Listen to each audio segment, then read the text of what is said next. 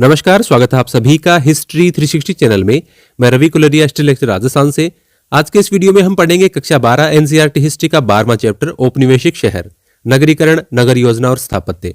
इसमें हम बात करेंगे कि यूरोपियों के आगमन से पहले भारत में किस प्रकार के कस्बे और शहर हुआ करते थे, उनके आने के बाद में उन पुराने शहरों और कस्बों में क्या बदलाव आया, उनके द्वारा कौन से नए शहरों का निर्माण किया गया या उनको बसाया गया, और उन शहरों में से भी हम खास तौर से बात करेंगे मुंबई, कलकत्ता और मद्रास की, जिनके नाम अब बदलकर मुंबई, कोलकाता और चेन्नई हो चुके हैं। तो काफी सारी बातें हैं इस चैप्टर के अंदर, काफी बड़ा चैप्टर है।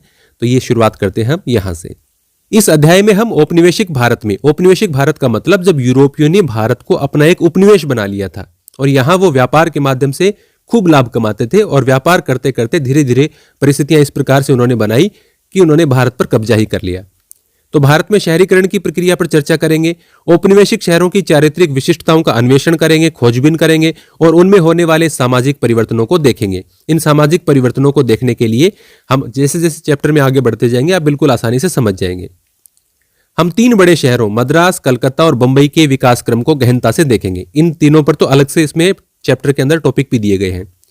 तीनों शहर मूलतः मत्स्य ग्रहण और बुनाई के गांव थे, यानी यहां पर मछली पकड़ने का काम और बुनाई यानी कि कपड़े की बुनाई का काम, बुनकर काफी यहां पर रहा करते थे। वे इंग्लिश ईस्ट इंडिया कंपनी की व्यापारिक गतिविधियों के कारण व्यापार के महत्वपूर्ण केंद्र बन गए, ये तीनों ही शहर। कंपनी के एजेंट 1639 में मद्रास में, 1690 में कलकत्ता में बस गए। 1661 में बंबई को ब्रिटेन के राजा ने कंपनी को दे दिया गया था, जिसे उसने पुर्तगाल के शासक से अपनी पत्नी के दहेज के रूप में प्राप्त किया था। तो यहां पर यह थोड़ा ठीक नहीं लिखा है, 1661 में कंपनी को नहीं दिया है, कंपनी को दिया गया है 1668 में। इसलिए मैंने उसमें ऊपर थोड़ी जानकारी लिखी है कि पुर्तगाल और ब्रिटेन के बीच 1661 में एक संधि हुई। उस संधि के अनुसार पुर्तगाल के पहले के एक सम्राट थे जॉन चौथे, उनकी बेटी का नाम था कैथरीन। तो वो हाउस ऑफ ब्रिगेंजा से संबंधित थी, तो इसलिए उसको कहा जाता है कैथरीन ऑफ ब्रिगेंजा। तो उसका विवाह करना, ये मतलब उसमें जो संधि थी उसमें फैसला किया गया कि ब्रिटेन के राजा चार्ल्स द्वितीय का पुर्तगाल की राजकुमारी कैथरीन के साथ विवाह किया जाएगा। और पुर्तगाली बंबई के जो द्वीप है, बंबई वैसे पहले 7 टापू हुआ करते थे, उसमें एक का नाम बॉम्बे था, उन 7 को मिलाकर ही बंबई बना हुआ है। आजकल जो मुंबई है वो बना हुआ है। तो चार्ल्स द्वितीय और कैथरीन का विवाह किया जाएगा, और वो जो बंबई वाले टापू हैं वो सारे पुर्तगाली चार्ल्स द्वितीय को दे देंगे, यानी ब्रिटेन के राजा को दे देंगे। तो ये संधि 1661 में होती है और विवाह फिर 1662 में संपन्न होता है। तो पुर्तगालियों से तो प्राप्त किया है 1661 में, लेकिन चार्ल्स द्वितीय ने कंपनी को दिया है 1668 में, जो मैंने यहां पर लिखा है। 1668 में चार्ल्स ने 10 पाउंड के वार्षिक किराए पर बंबई ईस्ट इंडिया कंपनी को दे दिया, और ईस्ट इंडिया कंपनी ने यहां पर जॉर्ज ऑक्सीडेन के नाम से अपना पहला गवर्नर बनाया।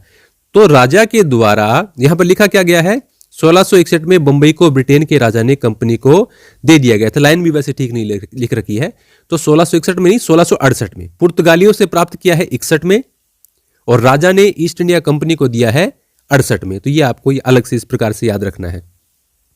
कंपनी ने इन 3 बस्तियों में व्यापारिक तथा प्रशासनिक कार्यालय स्थापित किए। यहां पर एक सीनरी दी है, ओरिएंटल सीनरी 1798 में प्रकाशित डेनियल के एक चित्र पर आधारित थॉमस तथा विलियम डेनियल द्वारा, ये विलियम लिख रखा है, विलियम है ये, द्वारा फोर्ट सेंट जॉर्ज मद्रास का दक्षिणी पश्चिमी अवलोकन। मद्रास में जो उनका किला था fort saint George, fort William Calcutta के अंदर था, और बंबई वाले को बंबई फोर्ट ही कहते थे। तीनों के आगे नाम भी आएंगे। माल से लदे यूरोपीय जहाज दूर क्षितिज पर दिखाई दे रहे हैं।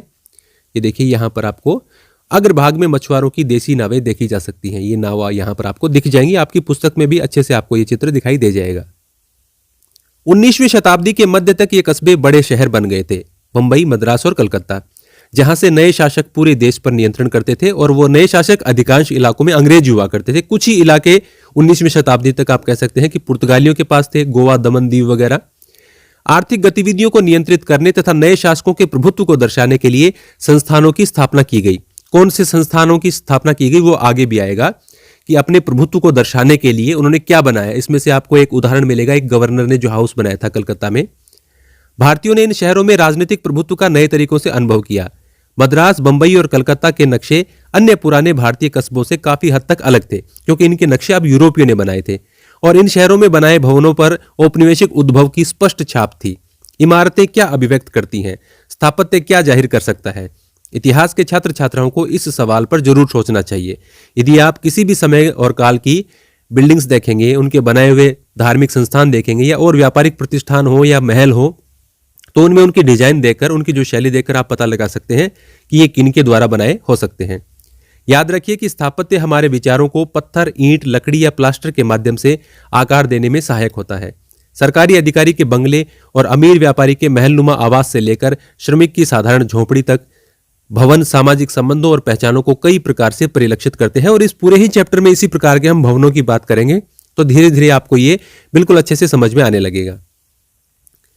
ग्रामीण क्षेत्रों की ओर पलायन, ये पहले पढ़ लेते हैं हम। 1857 में ब्रिटिश सेना द्वारा शहर पर अधिकार करने के बाद दिल्ली के लोगों ने क्या किया? शहर पर, जैसे आपने पिछला चैप्टर विद्रोही और राज पढ़ा होगा, तो 1857 में मेरठ में क्रांतिकारियों ने जब 10 मई को विद्रोह किया और 11 मई को वो दिल्ली पहुंचे बहादुर शाह जफर के पास लाल किले में, तो उसके 2-3 महीने बाद अंग्रेज उसको छुड़ा पाए थे, तब तक विद्रोहियों का वहां पर कब्जा रहा। तो वापस जब ब्रिटिश सेना ने अधिकार कर लिया, उसके बाद दिल्ली के लोगों ने क्या किया, इसका वर्णन प्रसिद्ध शायर मिर्जा गालिब इस प्रकार से करते हैं। गालिब कहते हैं, आपने सुने होंगे, उनकी शायरी वगैरह, शेरो शायरी बहुत प्रचलित रहती है। तो गालिब उसी काल के हैं और 1857 के समय वो जिंदा है। क्या लिखते हैं गालिब? दुश्मन को पराजित करने और भगा देने के बाद विजेता कौन हो गया? अब ब्रिटिश ने सभी दिशाओं से शहर को उजाड़ दिया। जो सड़क पर मिले उन्हें काट दिया गया। 2 से 3 दिनों तक कश्मीरी गेट से चांदनी चौक तक शहर की हर सड़क युद्ध भूमि बनी रही। 3 द्वार अजमेरी, तुर्कमान और दिल्ली अभी भी विद्रोहियों के कब्जे में थे। इस प्रतिशोधी आक्रोश तथा घृणा के नंगे नाच से लोगों के चेहरे का रंग उड़ गया। बड़ी संख्या में पुरुष और महिलाएं इन तीनों द्वारों से हड़बड़ाकर पलायन करने लगे। शहर के बाहर छोटे गांवों और देवस्थलों में शरण ले अपनी वापसी के अनुकूल समय का इंतजार करते रहे कि किस प्रकार से लड़ाई हुई और अंग्रेजों ने जब वापस कब्जा करना शुरू किया तो कैसे उन्होंने मारकाट बचाई। और जो साधारण लोग थे वो डर के मारे शहर से बाहर जो आसपास के गांव थे या जो वहां पर मंदिर मस्जिदें थी उनमें जाकर रहने लगे और इंतजार करने लगे कि स्थिति कब सामान्य हो और हम वापस अपने घरों में दिल्ली जाएं। पूर्व औपनिवेशिक काल में कस्बे और शहर। इससे पहले कि हम औपनिवेशिक काल में शहरों के विकास का अन्वेषण करें, हमें ब्रिटिश शासन के पहले की शताब्दियों के शहरों पर नजर डालनी चाहिए। जब ब्रिटेन का शासन भारत पर पूरी तरह से स्थापित नहीं हुआ, उससे पहले के काल में कैसे शहर हुआ करते थे उसके बारे में थोड़ी जानकारी है। कस्बों को उनका चरित्र कैसे मिला? कस्बों को सामान्यतः ग्रामीण इलाकों के विपरीत परिभाषित किया जाता था। वे विशिष्ट प्रकार की आर्थिक गतिविधियों और संस्कृति के प्रतिनिधि बनकर उभरे, क्योंकि एक शहर के अंदर अनेक प्रकार की गतिविधियां हो सकती हैं, अनेक प्रकार के काम करने वाले लोग हो सकते हैं, जबकि इसके विपरीत ग्रामीण क्षेत्र में बहुत ही कम प्रकार के, ज्यादातर लोग खेती, पशुपालन, इस प्रकार के काम करने वाले होते थे। और विभिन्न प्रकार की संस्कृतियों के प्रतिनिधि का मतलब है कि एक शहर में बहुत से दूर दूर के इलाकों के लोग आकर बस सकते थे, काम कर सकते थे, व्यापार कर सकते थे। तो इसके कारण उनकी संस्कृति अलग हो जाती थी, क्योंकि बहुत सारी संस्कृतियों के लोग एक ही स्थान पर आकर रहने लगते थे।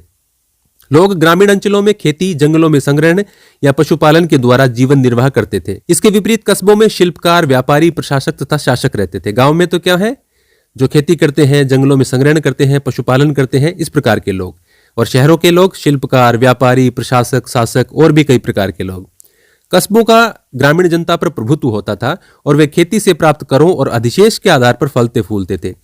यानी जो अतिरिक्त खेती पर टैक्स लगाया जाता था या जो अधिशेष अनाज बच जाता था वो प्रशासक इकट्ठा कर लेते थे टैक्स के माध्यम से, या जो गांव के लोग हैं वो जरूरी चीजों को उसके बदले दे देते थे। जैसे शहर से कोई, पहले देखिए मुद्रा का जब बहुत ज्यादा प्रचलन नहीं हुआ था तो अनाज के बदले भी लोग वस्तुएं लिया करते थे। अभी भी आप भारत के कुछ ग्रामीण इलाकों में अनाज के बदले वस्तुएं लेने का जो सिस्टम है अब थोड़ा थोड़ा अभी भी चलता है, पूरी तरह से अभी भी नहीं है। हालांकि अब तो मुद्रा का बहुत प्रसार हो गया है, डिजिटल हो गया है सारा सिस्टम, लेकिन फिर भी आप यदि पता करेंगे तो कुछ गांवों में आपको आज भी दिख जाएगा कि अनाज के बदले दुकान से सामान लिया जाता है। तो पहले ऐसा बहुत होता था। तो खेती से जो प्राप्त कर हैं और जो अधिशेष है उसके आधार पर ही शहर फलते फूलते थे, क्योंकि शहर के अधिकांश लोग खेती नहीं करते थे। तो जो अतिरिक्त अनाज गांवों में उत्पादित होता था वो शहरों में आता था, क्योंकि वो शहरों को वाले जो चीज बनाते थे वो गांवों में बेची जाती थी। उनके बदले उनको या तो पैसे मिलते थे या अनाज मिलता था। अक्सर कस्बों और शहरों की किलेबंदी की जाती थी जो ग्रामीण क्षेत्रों से इनकी पृथकता को चिन्हित करती थी। पहले आप जितने भी पुराने शहर देखेंगे अधिकांश के चारों ओर 4 दीवारी हुआ करती थी। वो आप कह सकते हैं कई इलाकों में तो ज्यादातर आक्रमणकारियों से रक्षा के लिए बनाई जाती थी, कई जगह बाढ़ वगैरह से बचाव के लिए भी बनाई जाती थी। फिर भी कस्बों और गांवों के बीच की पृथकता अनिश्चित होती थी। किसान तीर्थ करने के लिए लंबी दूरियां तय करते थे और कस्बों से होकर गुजरते थे। वे अकाल के समय कस्बों में भी जमा हो जाते थे, क्योंकि गांवों में जब खाने पीने के लिए कुछ नहीं बचता था तो वो शहरों की ओर आ जाते थे। इसके अतिरिक्त लोगों और माल का कस्बों से गांवों की ओर विपरीत गमन भी था। यानी ऐसा नहीं है कि गांव के लोग ही शहर की ओर आ रहे हैं, शहर के लोग भी, या यूं मान लीजिए जो फेरी वाले हैं या जो व्यापारी हैं वो भी गांव में सामान बेचने जाते थे, या आप कह सकते हैं गांव के लोग वहां से सामान लेकर अपने गांव में जाते थे। जब कस्बों पर आक्रमण होते थे तो लोग अक्सर ग्रामीण क्षेत्रों में शरण ले लेते थे। जब भी कोई बाहरी आक्रमणकारी आक्रमण करेगा तो वो जो बड़े शहर हैं, जो राजधानियां हैं, जो उनके प्रशासनिक केंद्र हैं, उन पर आक्रमण करेगा, क्योंकि धन ज्यादा उन्हीं के पास होता है। तो ऐसी स्थिति में शहरों के लोग गांवों की ओर भाग जाते थे।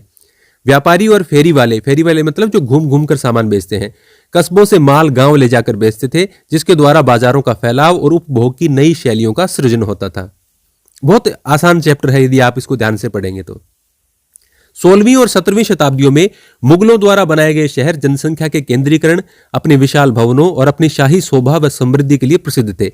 जैसा कि आपने देखा है, बाबर के बाद में बाबर, फिर उसके बाद में हुमायूं, अकबर, जहांगीर, शाहजहां, औरंगजेब, इस प्रकार से आपने देखा होगा कि मुगल साम्राज्य चलता आ रहा है। और 1857 की क्रांति में भी हमने देखा कि आखिरी मुगल सम्राट बहादुर शाह जफर थे। हालांकि वो नाम मात्र के ही सम्राट थे, बादशाह थे, लेकिन ये मुगल काल है। पानीपत का जब युद्ध हुआ बाबर और इब्राहिम लोदी के बीच में, पानीपत का पहला युद्ध 1526 में, उसके बाद से मुगलों ने ही भारत पर शासन किया है। एक बार बीच में आप कह सकते हैं जब शेरशाह सूरी ने हरा दिया था, तो वो कुछ काल आप सूर साम्राज्य का कह सकते हैं, बाकी मुगलों ने शासन किया है। तो 16वीं और 17वीं शताब्दियों में मुगलों द्वारा बनाए गए शहर जनसंख्या के केंद्रीकरण, अपने विशाल भवनों और अपनी शाही शोभा व समृद्धि के लिए प्रसिद्ध थे। जैसे दिल्ली के अंदर भी उन्होंने अलग अलग शहर बनाए, जैसे शाहजहानाबाद है या और भी नाम है। जैसे उन्होंने फतेहपुर सीकरी का विकास किया, आगरा का विकास किया। तो इस प्रकार के जो शहर हैं ये मुगल काल में डेवलप होते हैं। आगरा, दिल्ली और लाहौर शाही प्रशासन और सत्ता के महत्वपूर्ण केंद्र थे। मनसबदार और जागीरदार, अब ये मनसबदार और जागीरदार क्या है? जैसे जागीरदार सामान्यतः आप देखते हैं थोड़ा बहुत अंतर काल दर काल होता है, लेकिन जागीरदार वो है जिसको जागीर दी जाती है, वो अपने इलाके से टैक्स ले सकता है, वहां पर शासन व्यवस्था भी वो संभालने का काम करता है। कई बार जुडिशियल जो शक्तियां होती हैं वो भी उसको दी जाती हैं कि वो अपने इलाके में फैसले वगैरह भी करता है। मनसबदार मुगल काल के अंदर एक अलग प्रकार की व्यवस्था थी, उसमें जागीरदार वाला सिस्टम भी शामिल है। इसके अलावा उसमें दो चीजें हुआ करती थी, एक जात और एक सवार। एक बोलते थे जात और एक सवार। जात निर्धारण होता था, जैसे वो 100 जात या उसका 1000 जात या 4000, 2000, 12000, इस प्रकार से, यानी जितनी हाई, एक प्रकार से आप रैंकिंग सिस्टम उसको बोल सकते हैं। जैसे 100 जात का है तो उसकी रैंकिंग थोड़ी सी कम है, उससे ज़्यादा मतलब 200 जात का है, 1000 जात का, 4000। जैसे आपने राजा मानसिंह के बारे में भी सुना होगा, जिसने हल्दी घाटी के युद्ध में महाराणा प्रताप के साथ लड़ाई लड़ी थी और वो अकबर की ओर से लड़ने के लिए आए थे, तो उनका मनसब काफ़ी अच्छा था। तो एक तो होता है जात और एक होता है सवार। फिर वो अपने पास रखते थे घोड़े, घुड़सवार सैनिकों के रूप में, ताकि वक्त आने पर राजा को यानी बादशाह को उनसे सहायता मिल सके। तो सवार जितने उनका जात है उसके हिसाब से उनको सवार रखने होते थे। वो अपने इलाके से या तो उनको कोई जागीर दे दी जाती थी या राजा के द्वारा प्रतिमाह उनको पेंशन दी जाती थी, यानी बहुत सारे पैसे, पेंशन तो गलत शब्द हो जाएगा, बहुत सारे पैसे दिए जाते थे कि वो अपनी आर्मी को ठीक तरीके से रख पाए और अपने अन्य खर्चे भी निकाल पाए। तो वो बहुत सारे घुड़सवार रखा करते थे और एक सवार के पीछे 2 घोड़े रखे जाते थे और उन घोड़ों को दाग दिया जाता था। दागने का मतलब उनके ऊपर कोई चिन्ह, जैसे आपने अपने भैंसे वगैरह देखे होंगे जिनके शरीर पर कोई ना कोई निशान अंकित किया जाता है। तो वो निशान क्यों अंकित किया जाता था कि ऐसा नहीं हो कि बादशाह है वो समय समय पर उनका निरीक्षण करता था कि भाई जितने भी मनसबदार हैं उनके जितनी सेना और जितने घोड़े उनको रखने के लिए कहा गया उतनी वो रखते हैं क्या। तो यदि घोड़ों को दागा नहीं जाए तो हो सकता है कोई दूसरा मनसबदार है जिसके पास घोड़े कम रखे, उसने पैसे और कहीं खर्च कर दिए, वो किसी दूसरे मनसबदार से उधारा ले आए, भाई आज आपके जो 150 घोड़े हमें दे दो, हमें आज हमारा निरीक्षण होना है। तो इसलिए हर मनसबदार के लिए अलग अलग निशान बना दिए गए और उन निशानों से घोड़ों को दागा जाता था, जिससे पहचान बन जाती थी कि ये घोड़े कौन से मनसबदार के हैं। तो इस प्रकार से एक रैंकिंग सिस्टम था ये, और उस रैंकिंग सिस्टम के अनुसार उनको पैसे मिलते थे और उतने उनको सेना के रूप में सवार घुड़सवार रखने होते थे और एक सवार के पीछे 2 घोड़े रखने होते थे। तो ये मनसबदार और जागीरदार, जिन्हें साम्राज्य के अलग अलग भागों में क्षेत्र दिए गए थे, सामान्यतः इन शहरों में अपने आवास रखते थे। कई बार जैसे मैंने बताया ना आपको, उनको पैसे दिए जाते थे और कई बार उनको इलाके दिए जाते थे कि ये इलाका आपका है, यहाँ से आप टैक्स इकट्ठा करो और इस टैक्स से आप अपनी जो सेना वगैरह रखने का काम है वो पूरा करें और अपने खर्चे निकालें। इन सत्ता केंद्रों में आवास एक अमीर की स्थिति और प्रतिष्ठा का संकेत तक था। इन केंद्रों में सम्राट और कुलीन वर्ग की उपस्थिति के कारण वहां कई प्रकार की सेवाएं प्रदान करना आवश्यक था। शिल्पकार कुलीन वर्ग के परिवारों के लिए विशिष्ट हस्तशिल्प का उत्पादन करते थे। जो कुलीन वर्ग के लोग वहां पर रहते थे उनके लिए विशेष प्रकार की जो चीजें निर्माण करते थे। ग्रामीण अंचलों से शहर के बाजारों में निवासियों और सेना के लिए अनाज लाया जाता था। राजकोष भी शाही राजधानी में ही स्थित था, जहां पर खजाना जिसको आप कहते हैं। इसलिए राज्य का राजस्व भी नियमित रूप से राजधानी में आता रहता था, यानी जहां जहां से भी टैक्स इकट्ठा होता था वो राजधानी में आकर जमा होता था और राजकोष में जमा कर दिया जाता था। सम्राट एक किलेबंद महल में रहता था और नगर एक दीवार से घिरा होता था, जिसमें अलग अलग द्वारों से आने जाने पर नियंत्रण रखा जाता था, यानी वहां पर सैनिकों की या सिपाहियों की तैनाती की जाती थी। नगरों के भीतर उद्यान, मस्जिदें, मंदिर, मकबरे, महाविद्यालय, बाजार तथा कारवां सराय स्थित होती थी। कारवां सराय का मतलब जो व्यापारी वहां से गुजरते थे उनको रात्रि विश्राम के लिए जो धर्मशाला टाइप आप कह सकते हैं बने होते थे, उनको कारवां सराय आप कह सकते हैं। सराय कहते हैं वैसे उसको। कारवां क्या शब्द है उसको मैंने आपको पहले भी बताया था। जैसे कोई भी समूह में लोग जैसे तीर्थ यात्रा पर जा रहे हो, चाहे व्यापारी जा रहे हो, उनके समूह को आप कारवां कहेंगे। नगर का ध्यान महल और मुख्य मस्जिद की ओर होता था, यानी जो शहर का फोकस है वो महल और मुख्य मस्जिद की ओर होता था। दक्षिण भारत के नगरों जैसे मदुरई, कांचीपुरम में मुख्य केंद्र मंदिर होता था। ये नगर महत्वपूर्ण व्यापारिक केंद्र भी थे। धार्मिक त्योहार अक्सर मेलों के साथ होते थे, जिससे तीर्थ और व्यापार जुड़ जाते थे, यानी लोग तीर्थ के लिए भी वहां पर आते थे और वहां पर फिर बहुत सारे लोग व्यापार भी करते थे, सामान बेचते थे। सामान्यतः शासक धार्मिक संस्थानों का सबसे ऊंचा प्राधिकारी और मुख्य संरक्षक होता था। धार्मिक संस्थानों का मुख्य अधिकारी, मुख्य संरक्षक और उनका मुख्य जो अधिकारी है, सबसे ऊंचा अधिकारी, वो राजा हुआ करता था, वहां का शासक हुआ करता था। समाज और शहर में अन्य समूहों और वर्गों का स्थान शासक के साथ उनके संबंधों से तय होता था। यहां देखिए ये चित्र दिया गया है शाहजहानाबाद, दिल्ली के अंदर ही है, जिसको आजकल पुरानी दिल्ली वाला इलाका कहते हैं। 1857 का चित्र दिया गया है। शहर के चारों ओर बनाई गई दीवारों को 1857 के बाद ढहा दिया गया था। ये जो शाहजहानाबाद है, देखिए जब आगरा राजधानी हुआ करती थी तो उसको राजधानी वापस दिल्ली जब शाहजहां ने बनाई 1638 में, तब की बात, तब का शहर आपको कह सकते हैं बसा हुआ है ये। और शाहजहां ने इसको और ज्यादा डेवलप किया आगे, फिर राजधानी में आने के बाद भी इसका फैलाव होता गया। तो वहां पर उन्होंने 1638 में आगरा से दिल्ली राजधानी स्थानांतरित की थी और दिल्ली में भी ये कौन सा इलाका, शाहजहानाबाद। तो ये 1857 का यहाँ पर इसका चित्र दिया गया है कि 1857 के बाद इसकी दीवारों को ढहा दिया गया और लाल किला नदी के किनारे पर दिखाई दे रहा है। यहां पर आपको दिखाई दे जाएगा लाल किला, ये रहा। दाईं तरफ फासले पर रिज में आप ब्रिटिश बसावट और छावनी देख सकते हैं। ये रिज मतलब पहाड़ी का जो लास्ट हिस्सा है, ऊंचा इलाका है। अरावली पर्वतमाला जहां से होकर आती है राजस्थान से होते हुए दिल्ली में, तो उसके लास्ट हिस्से में यहां पर आप देख सकते हैं ये ब्रिटिश बसावट और छावनी देख सकते हैं, जहां पर सैनिक भी होते थे दिल्ली के।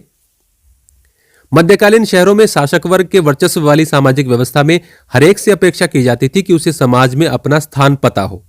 उत्तर भारत में इस व्यवस्था को बनाए रखने का कार्य कोतवाल नामक राज्य के अधिकारी का होता था, यानी शहर को संभालने का काम कोतवाल नामक राज्य के अधिकारी का होता था, जो नगर में आंतरिक मामलों पर नजर रखता था और कानून व्यवस्था बनाए रखता था। तो ये कोतवाल का क्या काम होता है, ये आपको याद रखना है। यहां पर दिल्ली के कोतवाल का एक रोचक बात दी गई है कि भारत के जो पहले प्रधानमंत्री थे पंडित जवाहरलाल नेहरू, उनके दादा गंगाधर नेहरू 1857 के विद्रोह से पहले दिल्ली के कोतवाल हुआ करते थे। इस बारे में और जानकारी के लिए जवाहरलाल नेहरू की आत्मकथा पढ़ें, वो तो हम अभी पढ़ नहीं पाएंगे, वैसे भी एग्जाम नजदीकी है, अभी 1-2 महीने बचे हैं। लेकिन आप ये जरूर याद रखना कि जवाहरलाल नेहरू के दादाजी का क्या नाम था और वो कहां के कोतवाल हुआ करते थे, दिल्ली के। 18वीं शताब्दी में परिवर्तन, यह सब 18वीं शताब्दी में बदलने लगा। राजनीतिक तथा व्यापारिक पुनर्गठन के साथ पुराने नगर पतनोन्मुख हुए, यानी पुराने नगरों का पतन होने लगा और नए नगरों का विकास होने लगा। मुगल सत्ता के क्रमिक शरण के, ये शरण ऐसे नहीं है आपको, ये तो शरण में आना हो जाएगा, ये शरण अक्षय लिखते हैं ना इसको वो शरण है। ये क्रमिक शरण के साथ यानी धीरे धीरे उनका पतन हो रहा है, कारण ही उसके शासन से संबद्ध नगरों का अवसान हो गया, क्योंकि ये वो जो शहर है वो किससे जुड़े हुए थे, मुगल सत्ता से। और मुगल सत्ता का जब पतन होने लगा तो धीरे धीरे उन शहरों का महत्व भी कम होता गया। मुगल राजधानियों जैसे दिल्ली और आगरा ने अपना राजनीतिक प्रभुत्व खो दिया। नई क्षेत्रीय ताकतों का, यानी क्षेत्रीय ताकतों का मतलब है जैसे जैसे औरंगजेब के बाद में मुगल साम्राज्य का वीक शासक आए, उनका पतन होने लगा, तो कई क्षेत्रीय शासकों ने अपने आप को स्वतंत्र घोषित कर दिया और उनकी राजधानियों का अब विकास होने लगा। जैसे लखनऊ, हैदराबाद, जैसे हमने अवध के शासक के बारे में, नवाब के बारे में पढ़ा था, हैदराबाद, सेरिंगपट्टम, पूना, जिसे आज का पुणे कहा जाता है, महाराष्ट्र में है। और आप मैप के हिसाब से भी इनको याद रखना, सेरिंगपट्टम है वो कर्नाटक में, याद रखना आप। नागपुर, ये भी आप महाराष्ट्र में याद रखेंगे, बड़ौदा गुजरात में, और तंजौर, आज का तंजावुर, ये शायद पीछे एग्जाम में पूछा भी था इसके बारे में। के बढ़ते महत्व में परिलक्षित हुआ। यानी अब मुगल जो राजधानियां हैं दिल्ली और आगरा, उनकी तुलना में कौन से शहर अब आगे बढ़ने लगे? लखनऊ, हैदराबाद, सेरिंगपट्टनम, पूना, नागपुर, बड़ौदा, तंजौर। और अंग्रेजों के आने के बाद में हम देखेंगे कि बंबई, मद्रास और कलकत्ता जैसे शहरों का खूब विकास हुआ। व्यापारी, प्रशासक, शिल्पकार और अन्य लोग पुराने मुगल केंद्रों से इन नई राजधानियों की ओर काम तथा संरक्षण की तलाश में आने लगे। जिस राज्य का विकास ज्यादा होगा, जहां पर व्यापार अधिक होगा, पैसा अधिक होगा, वो अपने दरबारों में बहुत सारे कलाकारों को, बहुत सारे शिल्पकारों को, जो भी अच्छा काम करने वाले लोग हैं, चाहे वो लेखक हों, चाहे किसी प्रकार की कोई उनको कलाकारी आती हो, चाहे लेखन शैली अच्छी हो, चाहे उनको मूर्तियां अच्छी बनानी आती हो, उनको राजा लोग, बादशाह लोग हमेशा से शरण देते आए हैं। तो ऐसे लोगों ने फिर मुगलों को छोड़कर उन क्षेत्रीय इलाकों में जाना पसंद किया जहां के राजा अब ठीक तरीके से शासन कर रहे थे और जहां उनको गुंजाइश लगी कि वहां हमें काम मिल सकता है। नए राज्यों के बीच निरंतर लड़ाइयों का परिणाम यह था कि भाड़े के सैनिकों को भी यहां तैयार रोजगार मिलता था। ऐसे सैनिक जो किसी राजा के नहीं होते थे, उनका अपना अलग समूह होता था और वो पैसे लेकर काम करते थे कि किसी भी राजा की ओर से वो युद्ध में भाग ले लेंगे, जो भी उनको ज्यादा पैसा देगा उसी की ओर से वो लड़ाई लड़ लेंगे। कुछ स्थानीय विशिष्ट लोगों तथा उत्तर भारत में मुगल साम्राज्य से संबद्ध अधिकारियों ने भी इस अवसर का उपयोग कस्बे और गंज जैसी नई शहरी बस्तियों को बसाने में किया। कस्बे और गंज का यहां पर विवरण दिया गया है। कस्बा ग्रामीण अंचल में एक छोटे नगर को कहा जाता है जो सामान्यतया स्थानीय विशिष्ट व्यक्ति का केंद्र होता है। यानी जो कुछ गांवों के बीच में एक छोटा शहरी इलाका होता है उसको आप कस्बा कह सकते हैं। गंज एक छोटे स्थायी बाजार को कहा जाता है। कस्बा और गंज दोनों कपड़ा, फल, सब्जी तथा दूध उत्पादों से संबद्ध थे। विशिष्ट परिवारों तथा सेना के लिए सामग्री उपलब्ध कराते थे। तो आपको कस्बे और गंज के बारे में प्रश्न के हिसाब से याद रखना है, छोटा प्रश्न आ सकता है। परंतु राजनीतिक विकेंद्रीकरण के प्रभाव सब जगह एक जैसे नहीं थे। कई स्थानों पर नए सिरे से आर्थिक गतिविधियां बढ़ी, कुछ अन्य स्थानों पर युद्ध, लूटपाट और राजनीतिक अनिश्चितता आर्थिक पतन में परिणत हुई। यानी राजनीतिक निश्चितता हो, भाई लोगों को पता हो कि यहां अच्छा शासन चल रहा है, शांतिपूर्ण तरीके से, कोई गृह युद्ध की स्थिति नहीं है, कोई आक्रमण का भय नहीं हो, वहां पर व्यापार फलता फूलता है, वहां पर सभी प्रकार के लोग निवास करना चाहते हैं। लेकिन राजनीतिक अनिश्चितता हो, यानी भाइयों भाइयों के बीच में कहीं पर लड़ाई चल रही हो, गृह युद्ध हो रहे हो, यानी बहुत सारे जो लोग हैं वो सत्ता के दावेदार हो या बाहरी आक्रमणों का बहुत ज्यादा खतरा हो, तो वो राजनीतिक अनिश्चितता की स्थिति कही जाती है। और वहां पर व्यापार कभी भी फलता फूलता नहीं है, तो आर्थिक पतन जरूर होता है। व्यापार तंत्रों में परिवर्तन शहरी केंद्रों के इतिहास में परिलक्षित हुए।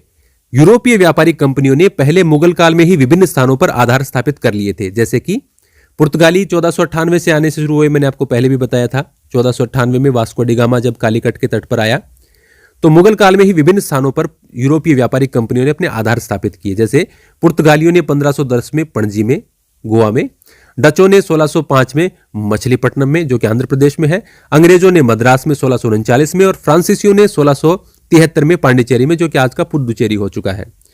तो यहां अभी मुगल साम्राज्य का पतन नहीं हुआ है, लेकिन इससे पहले ही यूरोपीय व्यापारिक कंपनियों ने अपने अपने अड्डे यहां पर स्थापित कर लिए हैं। व्यापारिक गतिविधियों में विस्तार के साथ ही इन व्यापारिक केंद्रों के आसपास नगर विकसित होने लगे, क्योंकि यहां पर व्यापार होने लगा, व्यापार के केंद्र ये नगर बनने लगे, तो यहां पर व्यापारिक गतिविधियां खूब विकसित हुई। इसके कारण इन शहरों का आकार भी बढ़ने लगा। जहां पर रोजगार मिलेगा वहां पर लोग भी आना पसंद करेंगे, वहां की जनसंख्या भी धीरे धीरे बढ़ेगी। 18वीं शताब्दी के अंत तक स्थल आधारित साम्राज्यों का स्थान शक्तिशाली जल आधारित यूरोपीय साम्राज्यों ने ले लिया। यूरोपियों ने ज्यादातर तटीय इलाकों का अपना आधार बनाया, क्योंकि वो उनको काम ज्यादातर उनका काम क्या था कि यूरोप से आए, यहां से वस्तुएं लें और व्यापार के रूप में उसको यूरोप भेज दें और खूब सारा धन कमाए। यही उनका शुरुआत में मोटिव था। अंतर्राष्ट्रीय व्यापार, वाणिज्यवाद तथा पूंजीवाद की शक्तियां अब समाज के स्वरूप को परिभाषित करने लगी थी। मध्य 18वीं शताब्दी से परिवर्तन का एक नया चरण आरंभ हुआ। मध्य 18वीं शताब्दी का मतलब क्या होगा?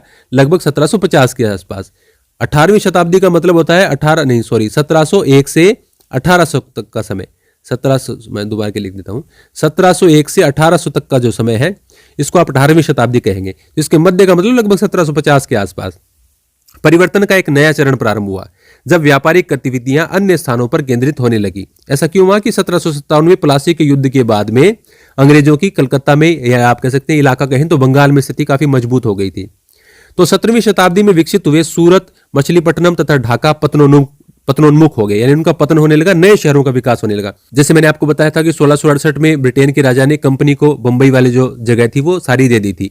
तो उसके बाद में उन्होंने अपना जो केंद्र है वो उन्होंने सूरत से हटाकर बंबई की तरफ कर लिया था। मैंने एक छोटे वीडियो में पहले बताया भी था इसके बारे में। 1757 में प्लासी के युद्ध के बाद जैसे जैसे अंग्रेजों ने राजनीतिक नियंत्रण हासिल किया, पहले वो सिर्फ व्यापारिक गतिविधियां करते थे, अब उनका बंगाल के इलाके पर धीरे धीरे कब्जा होने लगा। और 1764 में जब बक्सर का युद्ध हुआ उसके बाद में तो उनका बंगाल पर सीधा नियंत्रण ही हो गया था। और इंग्लिश ईस्ट इंडिया कंपनी का व्यापार फैला तो मद्रास, कलकत्ता तथा बंबई जैसे औपनिवेशिक बंदरगाह शहर तेजी से नई आर्थिक राजधानियों के रूप में उभरे। ये औपनिवेशिक प्रशासन और सत्ता के केंद्र भी बन गए। नए भवनों और संस्थानों का विकास हुआ तथा शहरी स्थानों को नए तरीकों से व्यवस्थित किया गया। नए रोजगार विकसित हुए और लोग इन औपनिवेशिक शहरों की ओर उमड़ने लगे, क्योंकि जहां पर रोजगार मिलेगा वहां पर आसपास के ग्रामीण इलाकों से भी काफी लोग काम की तलाश में जरूर आएंगे। लगभग 1800 तक ये जनसंख्या के लिहाज से भारत के विशालतम शहर बन गए थे। कौन कौन से? मद्रास, कलकत्ता और बंबई। तो ये था हमारा वीडियो कक्षा 12 एनसीईआरटी हिस्ट्री के 12वें चैप्टर का पार्ट 1। यदि आपको ये वीडियो अच्छा लगा है, आपके लिए बेनिफिशियल है, तो आप लाइक जरूर करें, कमेंट जरूर करें। इसका सेकंड पार्ट भी मैं जल्द ही अपलोड कर दूंगा और जल्दी 4-5 हिस्सों के अंदर इस चैप्टर को मैं कंप्लीट कर दूंगा। धन्यवाद।